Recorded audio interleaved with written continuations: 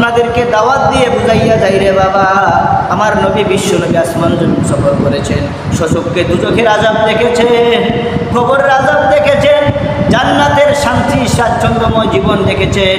সেই রাসূল সাল্লাল্লাহু আলাইহি ওয়াসাল্লামের কথা আপনাদের কাছে একটু বলে যাই বাবা। একটা কথা সর্বদাই স্মরণ রাখবেন, আপনার কবরে আপনি যাবেন, আমার কবরে আমি যাব। আমার কথা না মানলে না শুনলে আমার কিছু লস হবে না বাবা। আপনার কবরে আপনি থাকবেন, একটু চক্ষু বন্ধ করে মনকে বুঝান। আমার ক্ষমতার বাহাদুরি, আমার টাকার গরম, অর্থের গরম, শক্তি গরম, পদের গরম রে বাবা, দু চক্ষু বন্ধ হয়ে অন্ধকারে রাত পর্যন্ত। যদি চক্ষু যখন বন্ধ হয়ে যাবে, আমি একা পড়ে যাব, কবরে পাড়ি জমাবো, আমার সঙ্গে কেউ থাকবে না, বন্ধু বান্ধব আত্মীয় স্বজন, স্ত্রী পুত্র পরিবার পরিজন রে বাবা, কেউ কাঁদবে, কেউ হাসবে, কেউ অবাক হয়ে তাকিয়ে রইবে, কেউ আফসোস করবে রে বাবা। কিন্তু আমার কবরেতে কেউ সাহায্য করতে পারবে না, কেউ তো আমার সঙ্গে কবরে যাবে না রে বাবা। চক্ষু বন্ধ করে মনকে একটু বোঝাও, দুনিয়াতে কত কিছু করেছি, কত টাকা পয়সা কামাই করেছি, কত পাপ করেছি, সংসারের জন্য, পরিবারের জন্য, টাকা পয়সার জন্য, অর্থ সম্পদের জন্য, বাজার কত গুনাহ করেছি রে বাবা। একটু চক্ষু বন্ধ করে মনকে বোঝাই।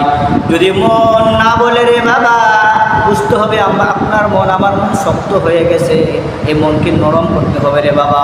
ওটা দেহ থেকে চলে যাবে, আমার দেহটা জমিনে লুটিয়ে পড়বে, নতশির হয়ে রাব্বুল ইজ্জতের দরবারে পাড়ি জমাতে হবে রে বাবা। পৃথিবীতে কোনো মানব দানব এরকম নাই আল্লাহর আযাব সহ্য করতে পারবে রে বাবা।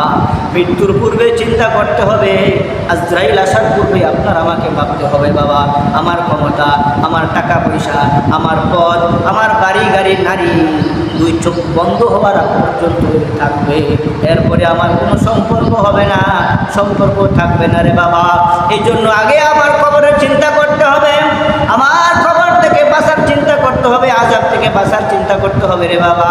কবরে আপনার সামান, আমার সামান আমাকে নিয়ে যেতে হবে, রব্বুল ইজ্জতের দরবারে কি নিয়ে যাব, একটু মনে মনে ভাবতে হবে।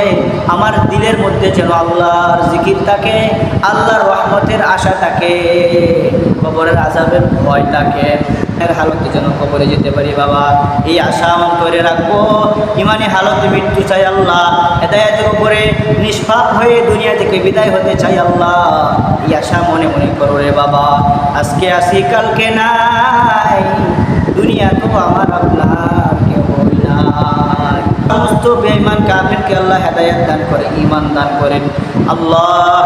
ও মুসলমান বাবা, যদি আপনার মন এত শক্ত হয়ে থাকে রে বাবা, দিলের মধ্যে আল্লাহর জিকির আসে না, ভয় পয়দা হয় না, চোখের মধ্যে পানি আসে না, ইবাদতে মন বসতে চাই না, মন খালি পাউথাবাজি করে, মনের মধ্যে দুঃখাবাজি খেলা আসে রে বাবা, একটু চিন্তা করে মনকে বোঝাতে হবে রে মন, আমার ক্ষমতা, আমার টাকা পয়সা এই দুনিয়ায় অন্ধকার হওয়ার আগ পর্যন্ত, চক্ষু বন্ধ হওয়ার আগ পর্যন্ত সব কিছু, চক্ষু বন্ধ হয়ে গেলে আমার আর কিছু থাকবে না। এইভাবে মনের মধ্যে ধীরে ধীরে খেয়াল করতে হবে বাবা। জিকির করতে হবে, জিকিরের মাধ্যমে বেশি বেশি জিকিরের মাধ্যমে দিলটা নরম হয়ে যাবে।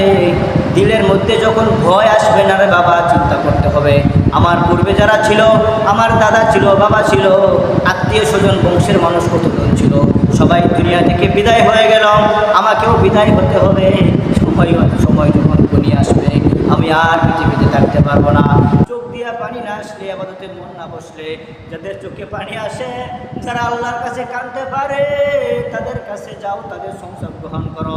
1 নম্বর আমল বাবা, তোমার মন নরম না হলে 2 নম্বর আমল, তুমি আল্লাহর জিকির বেশি বেশি করতে থাকো, অটোমেটিক তোমার মনটা দেখবা আস্তে আস্তে নরম হয়ে যাবে, আল্লাহর দরবারে কাঁদতে মনে চাইবে, ইবাদতে মন বসবে। আল্লাহ সবাইকে তৌফিক দান করেন, আমিন।